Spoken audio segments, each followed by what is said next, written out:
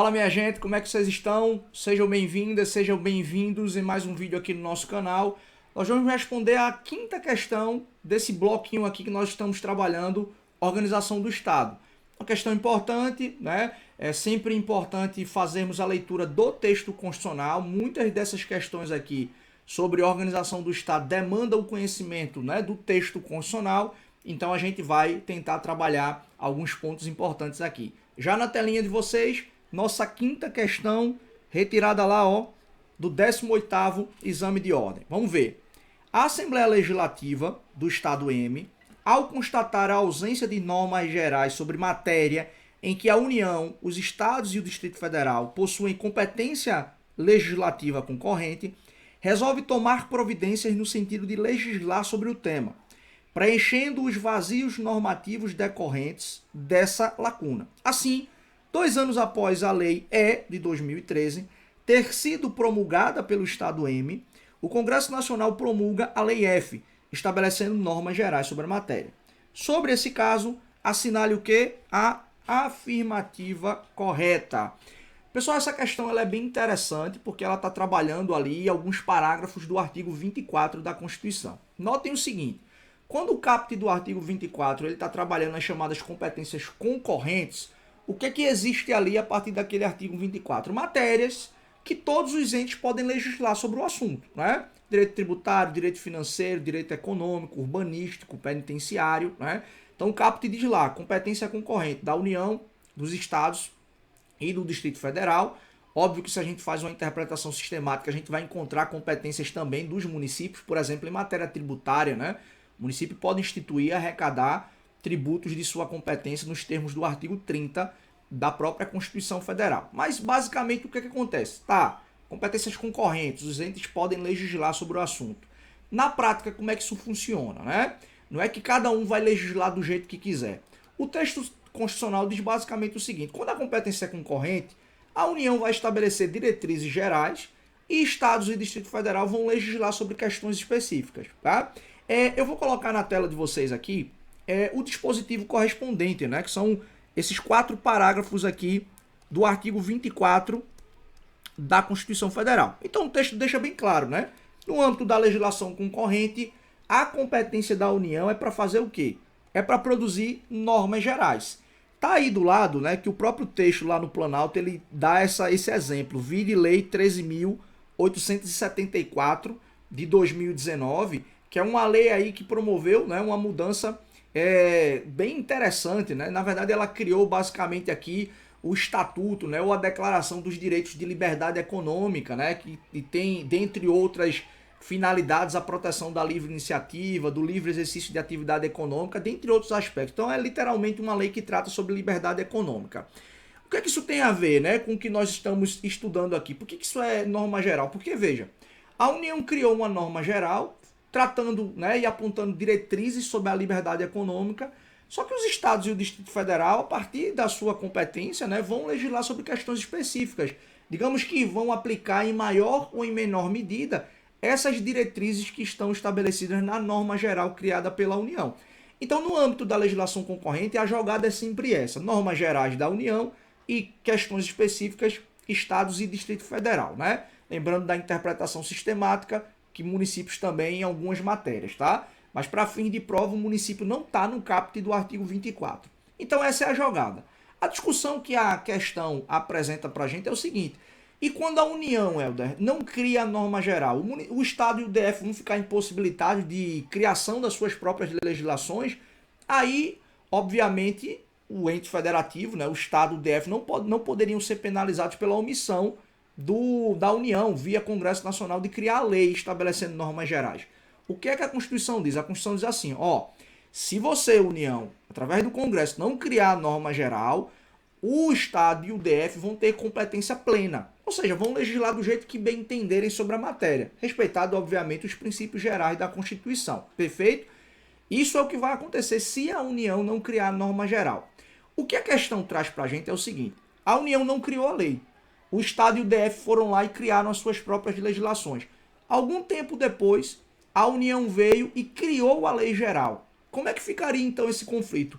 a lei criada pelo Estado e pelo Distrito Federal, que exerceu plenamente a competência diante da ausência da norma da União, e essa norma geral criada aqui pela União, né? Uma sucessão aqui no tempo de legislações.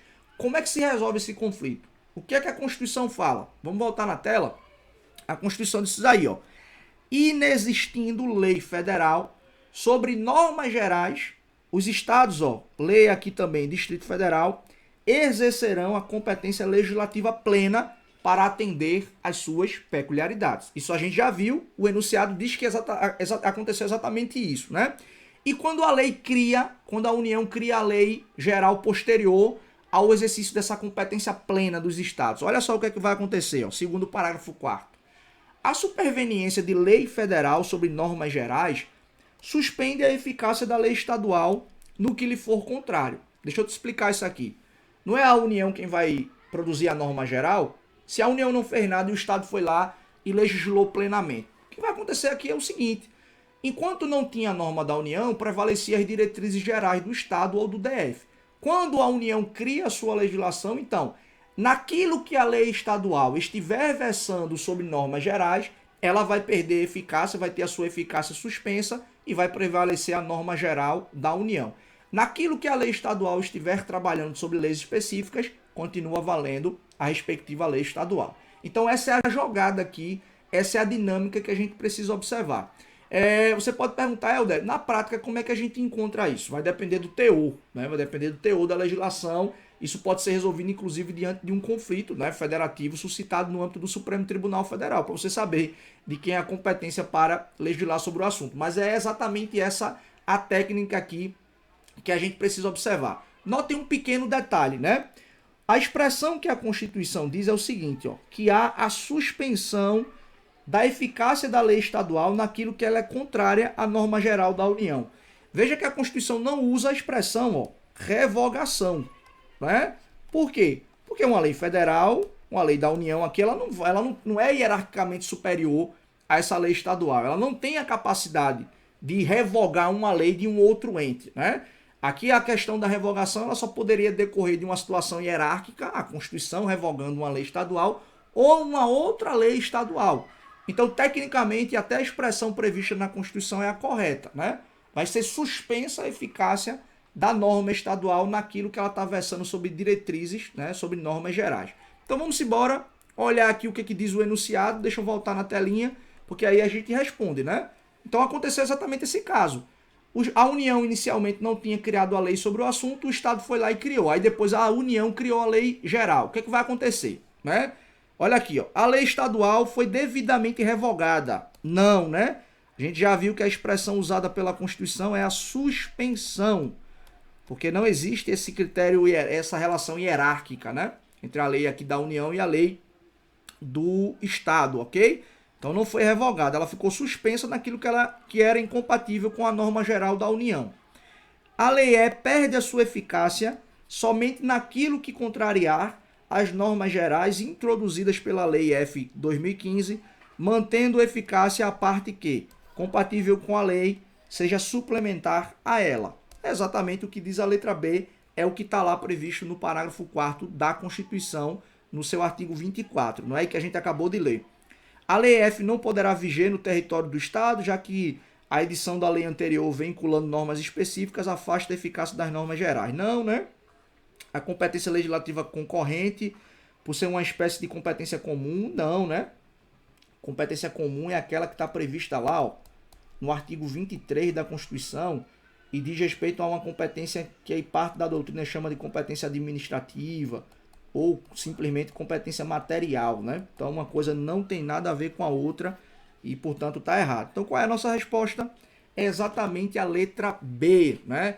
Que retrata a aplicação aí do artigo 24 do parágrafo 4º da Constituição. Então toma muito cuidado, esse dispositivo ele é muito cobrado, vale a pena a gente entender a dinâmica aqui, né, de normas gerais e normas específicas suplementares nessa relação de competências concorrentes, tá certo? Obrigado mais uma vez pela tua parceria, pela tua paciência, obrigado por ter assistido esse vídeo até o final, não deixa de curtir, de compartilhar, faz a tua inscrição no canal e tem uma playlist aqui, inclusive na descrição desse vídeo, com outras questões que foram resolvidas, inclusive com outros temas, né? controle de constitucionalidade, direitos políticos, direitos de nacionalidade e nessa playlist aqui especificamente sobre organização do Estado. Então, forte abraço, bons estudos, até nosso próximo vídeo.